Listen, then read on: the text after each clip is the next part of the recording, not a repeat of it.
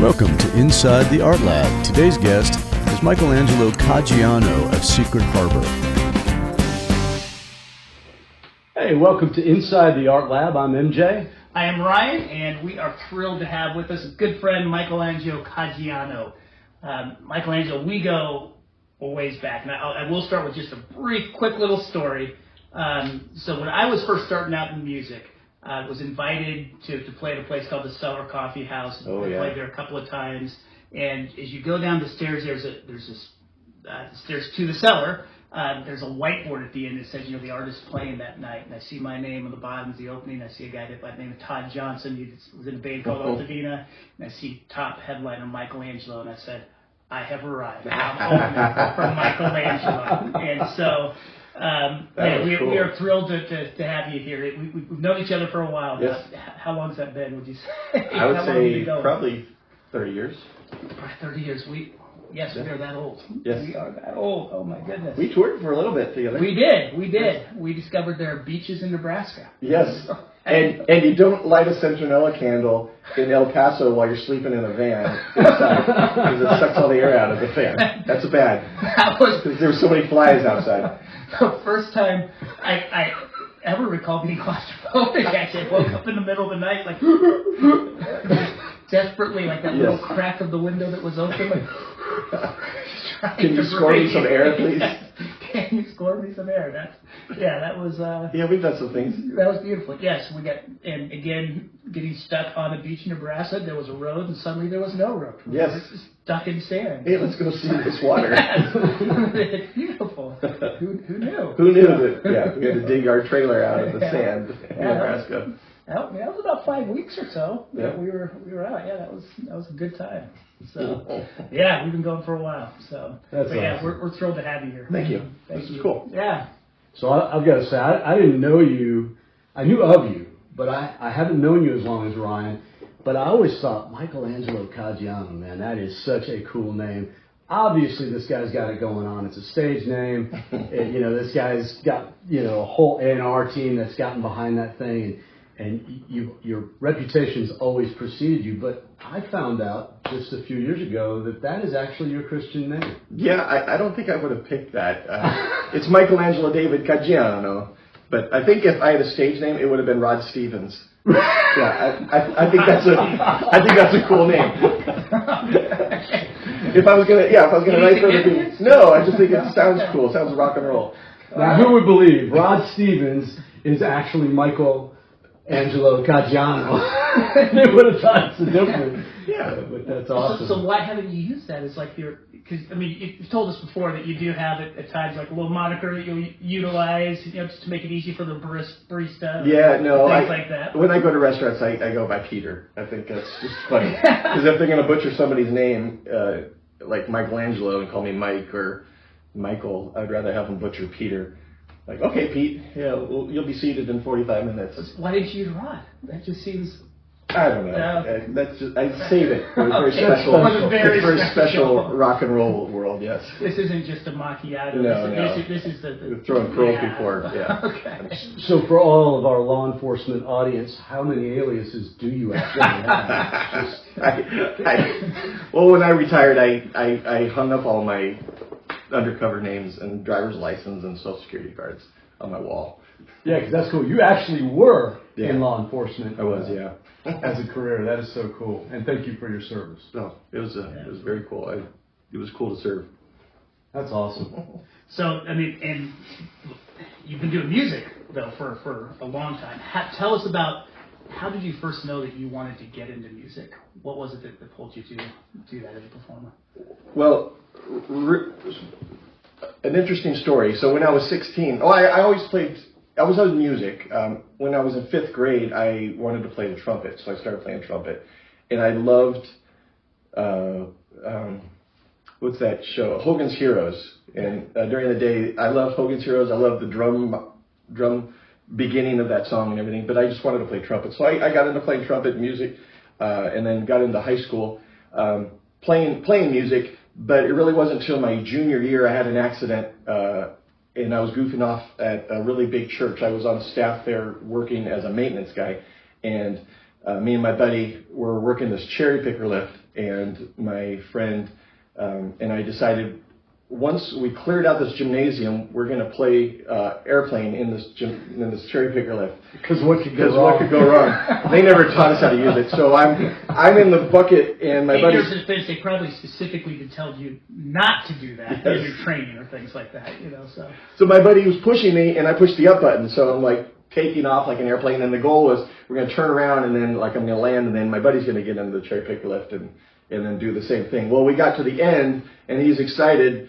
So he turns me around real fast, but we're still moving, and I end up falling like 25 feet in this cherry picker lift. And I crash into the wall above the racquetball courts and smash into the basketball court. And so I get knocked out in this totally vacant basketball court room, and I wake up and I feel my hair, and there's blood on my head, and I'm like, man, my hair's messed up. I was going to go hang out with ladies, the girls tonight. And they're like, hey, where's my friend? He took off. He was actually outside waiting for an ambulance to show up. But I'm like, that sucker, he just took off and I'm late here. But when I was in the hospital, I had another buddy, because I had a lot of sarcastic friends. And so I went to the hospital.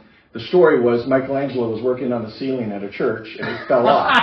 And all the nurses were having a good time with that. But while I was in the hospital, my friend signed me up for choir as a joke for the upcoming school year as an elective, and I thought, that's funny, but there's a lot of cute girls in choir, so I joined choir. So my senior year, I just started singing, and I ended up joining this special group called the Corral, and we ended up touring up the Northwest right after we graduated. So we went through California, Idaho, Portland, and Washington, and Montana. And during that trip, I really started to see that, wow, people were just coming up to me. I'm this 17-year-old kid singing these songs, and a lot of them were about God and about, hope and things like that. And these grown people, I didn't think I was a grown person yet. I'm only 17. These adults would come up to me and just tell me how much that song helped them or encouraged them. And it really opened my eyes to kind of the power of music. And I was somewhere in Idaho. We just went down the Salmon, Idaho River. We did a concert that night, and I just felt in my heart at that time, just kind of felt like God was impressing on me. Music is something that's inside of you, and I want you to go and do music for me. And at that time, I felt like it was a broad calling, so I really didn't know. I didn't play the guitar. I didn't write songs. I just knew that I was to do music, and I thought singing. I actually thought I was going to play trumpet and join the Marines and be in their honor band type of thing, because I always loved paramilitary kind of things and military stuff. But it was a really broad calling, and then from then it just kept getting more and more specific as my journey kept moving forward, and I learned how to play guitar. Felt like I had a song to sing, so I just didn't know how to write songs, but I just started, and I kind of kept that concept that I don't know what the exact quote is about Michelangelo, but somebody was asking Michelangelo, the Michelangelo, how do you sculpt a horse out of this rock? And he's like, basically, I chip away everything that doesn't look like a horse, and you have a horse. And so that's my approach to songwriting, is I just keep working on it till it sounds like a song that I would like to listen to, and that kind of just started me on my songwriting journey. I've heard Bono reference that same quote, so you're in good company when it comes to songwriting. Oh, right on. Yeah, I'm sure I butchered it, but yeah, that's the concept. Absolutely. Yeah, it's a beautiful idea. Well, I love the positivity behind your music and the way you write. It always seems to have a deeper message than, just what most songs have on the surface. You go much deeper. So I want you to share with us where the whole concept and the name of Secret Harbor came from, the nautical themes, and how you arrived at that. Okay. In the 90s, when me and Ryan were playing music together, I had a group called Michelangelo and the Difference. And one of the last records that we did with Michelangelo Difference, it was called Under Rower. And this concept that I heard some old Baptist preacher up in the islands in Washington was preaching on this verse, 1 Corinthians 4, verse 1. And it's basically saying, therefore, let a man regard us as servants of Christ and stewards of the mysteries of God. And this old Baptist preacher started to dig into what the word servant in Greek meant, and that was huperetes. And huperetes is basically under rower, an under oarsman, somebody that sits at the bottom of the boat like a slave or a servant, and he just listens to his master. When the master says row, you're supposed to row. When you're supposed to rest, you rest. And it was just a really cool concept, because the writer of that verse is saying, live a way that when somebody looks at your life, they see you as a servant. So it's not like I'm putting a name tag on saying I'm a servant. I'm actually living, and somebody looking at my life comes to that conclusion. And I just really I just fell in love with the concept of serving Christ out in the ocean, and listening to my master, because he's the one that's going to tell me when it's time to go back to port, when it's time to arrive back on those shores. And it kind of morphed through my law enforcement career until the tail end. So the last 10 years, I've really dived into the concept of secret harbor, meaning, that verse saying the mysteries of God, therefore let a man regard us as a servant of Christ, an under rower, and stewards of the mysteries of God. And I used to think, well, why would God have mysteries when he's supposed to reveal everything? Well, there's so many mysteries that you have to press forward into. And the whole concept of secret harbor to me is that place that when you're going through the storms of life and when you're struggling, where do you long to be? Where do you long to find healing, find restoration after a rough storm, or to find shelter? It's that secret harbor is kind of the idea, and it's something that's bigger than me. It's not focused on me. And so with Secret Harbor and all the music and shanties I play, I really want to encourage people that there's some place that they can go to that's bigger than themselves, that they can find hope, they can find restoration and healing in that. So that's kind of the idea of what Secret Harbor is to me. I love that idea of the theme, and you dive into that, you explore that, in the live shows and everything with the maps that you have, if you haven't seen a Secret Harbor show, make every effort to do so. It's fun. It's a good experience. Yeah. Well, it's just amazing how you bring all of what you just said into your live performance, and the crowd responds, and they're fun, and it's really cool. Yeah, it's not just pirate music, but it's anytime you think about the ocean, it's either an adventure in your mind or you're on vacation.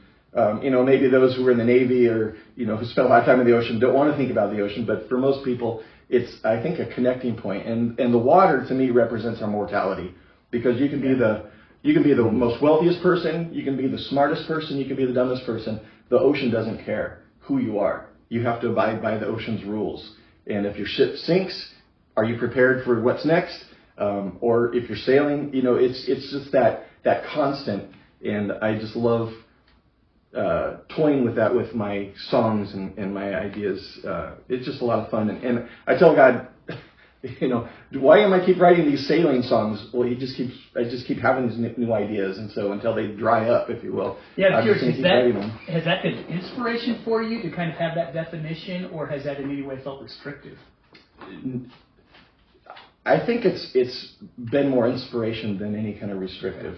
It definitely is a niche where a lot of musician friends that I know are playing other people's songs, cover songs, and they're able to, make more of a financial living doing certain, other people's music. But I just feel like I have a voice and I have a song, and even though it's a niche, I think there's a place for that, yeah. And that's why I'm just kind of going full force into this idea ever since I changed careers and started back into music again. Yeah.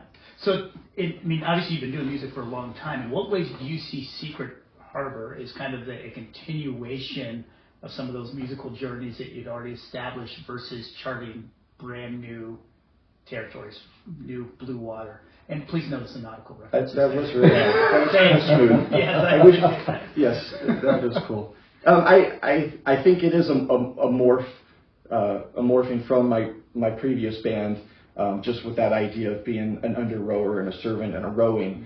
Mm-hmm. There's nothing more raw than thinking about being in the water and rowing. When there's no wind, the only way you're going to move is just simply by you pressing in and getting someplace. And so there's some humility about that I'm so curious about and long for, but many people long for having a motor on their boat, yeah, too, or having sails. Yeah. But in the big picture, that's the most rawest form of being on the ocean in that. I don't know. But yeah, I feel like it's more inspiration morphing into this idea.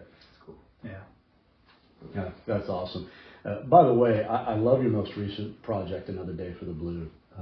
Thank you. What tell us a little bit about that album, and especially about that song. I think it, listening to you play it live, there's obviously deep meaning in that song for you. Can you tell us about that? Well, for those who didn't know or don't know about my law enforcement past, it's kind of like a little hidden Easter egg in there, because the name has double meaning. Another day for the blue being the ocean, but also because of my career, Another Day for the Blue, just my brothers and sisters in blue. I wrote that song on a weekend after some rough civil issues going on around our country, and I just felt so much compassion for my brothers and sisters when I had to go home because my shift was done, and I knew my brothers and sisters were still dealing with certain things and being injured and assaulted and just trying to keep the peace. My heart was just so sad for them. But I know this is what we signed up for, to keep the peace. There's all different politics, and I'm not taking any stand on any of that, but I just felt like, this is just another day, and this is what we signed up for, whether you are arriving at a horrific traffic accident, or you are a victim of, or you're responding to a victim of some crime or some violent thing. It is another day, but to those people, that's the worst day of their life. And so it's not enlightening. It's just showing that this is what we do as peacekeepers. And I just wanted to encourage them. It wasn't a tribute to officers who have lost their life, which I've had several friends that did lose their life in the line of duty. But this song was really to encourage those who are still doing the job. And Another Day for the Blue just means, when you're done with it, thank you for doing your job, and the next day you're going to put your vest back on and your gun and badge and do it all over again, because that's what you were called to do. The thing that I appreciate about your approach on that song too is that often it's these cataclysmic moments of loss or something like that cause us to step back and to take stock of the courage and stuff like that. But that's not the point that you start the song. It's you're pointing at just the everyday heroic courage, just by showing up, by putting on the badge, by showing up, the day in, the day out, the beauty and the heroism that's involved in that. And I thought that was a real cool, fresh approach. I mean, it's the whole shepherd dog concept. Just there's somebody watching and they're just waiting for the call, to respond in somebody's worst day ever. And to me, it's got to be a calling. It's not about the money. It's not about the power. It's not about carrying a firearm. Those are just tools. But you're there because of compassion, and you want to see justice. You want to see you want to see people healed. You want to see people live a healthy life. And there's people that are standing in the way of that because of their own selfishness or drugs or whatever else is going on. So I still feel like it's a gift I'm giving to law enforcement. Even when I hear it on TV or I am actually singing at a law enforcement event, it's an honor to me. Yeah. Well, I so appreciate that you took the time to pay tribute to your brothers and sisters in blue, and I think it's something that, I appreciate it because I think it's something that we take for granted every day, that there are men and women out there dedicated to protecting us and making our community safe, and we go on with our day not even thinking about that. So I think when you call it out, it's a great recognition of their sacrifice and the sacrifice that the family's making so that they can be supported and go out and do that job. I had the distinct privilege and honor of getting to watch you shoot the video. And in fact, it was shot on the top of the Phoenix Police Department headquarters on the helipad. And the city got involved, and it was just such a cool vibe. And the fact that they got behind you in such a powerful way, lending you their media expertise and their talent, and the city just really loves what you're doing. Can you tell us about that video? Yeah, that was a real honor and a treat. At the time they had these media teams on the department to help with recruiting and help with just public information and sharing, and there's a very cool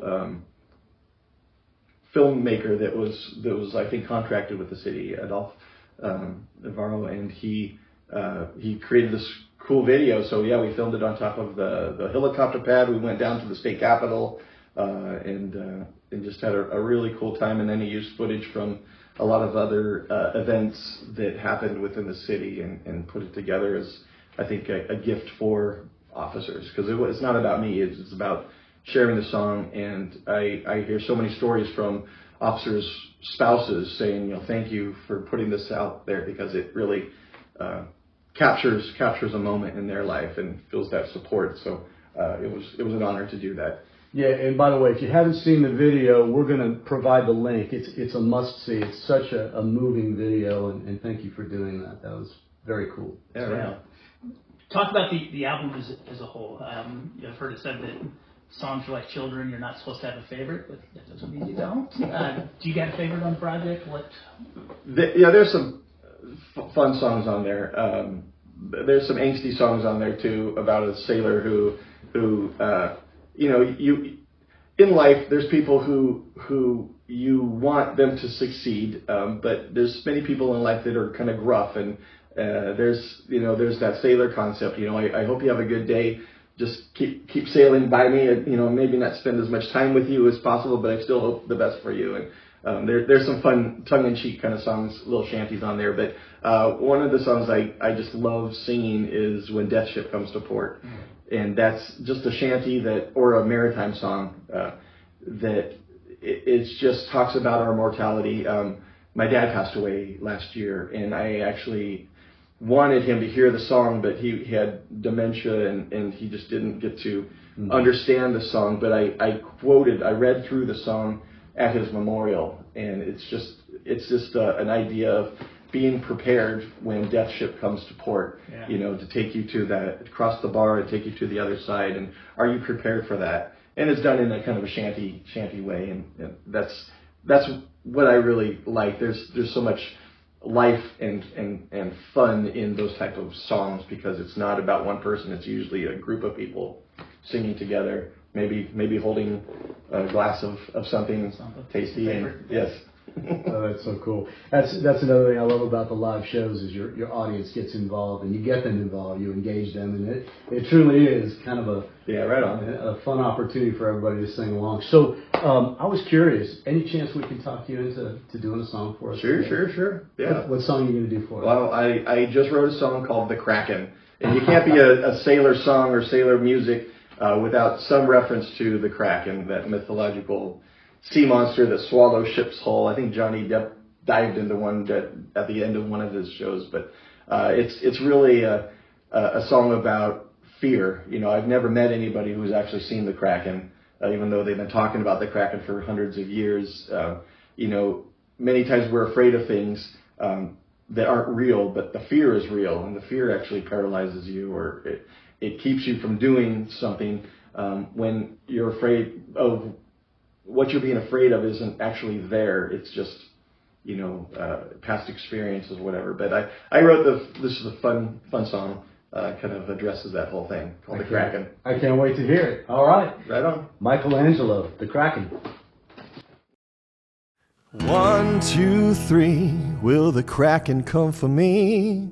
4, 5, 6, tear my ship to tiny bits.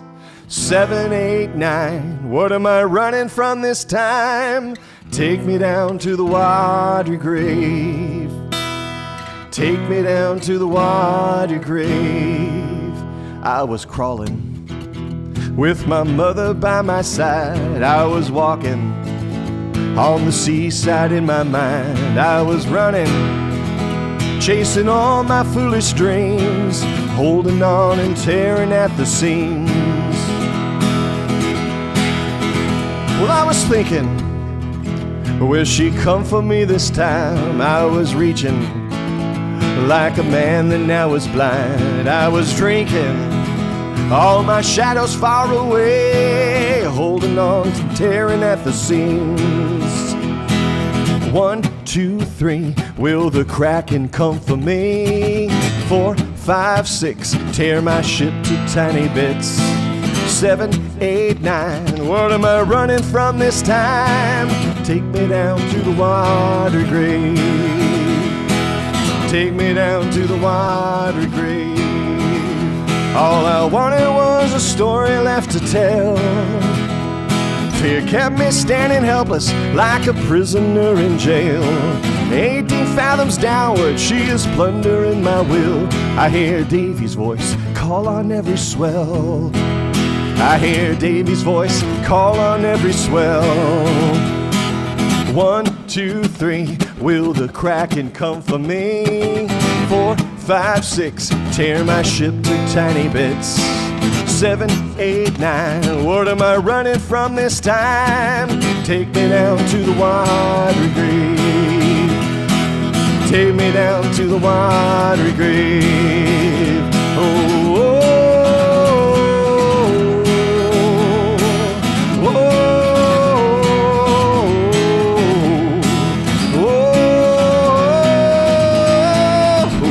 I hear Davy's voice call on every swell.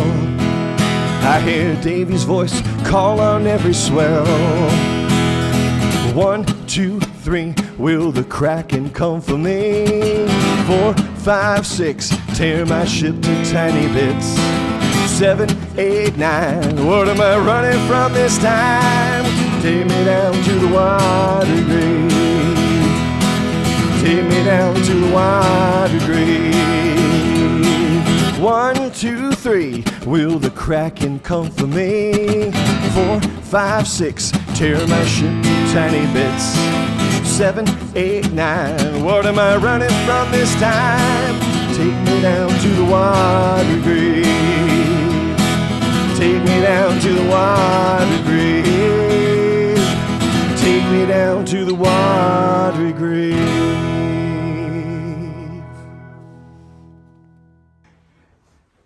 Thank you. A huge word of thanks to our friend, Mr. Michelangelo Caggiano. Thrilled to have him here today. It's an awesome song. Thank you. Thank you as well for joining us here inside the Art Lab. If you've liked what you've seen, please be sure to like or to follow, depending on that platform that you are checking this out on. Also, be sure to check out the links. You're going to see links to Secret Harbor music, as well as links to the Inside the Art Lab playlist and those types of things. Thank you so much.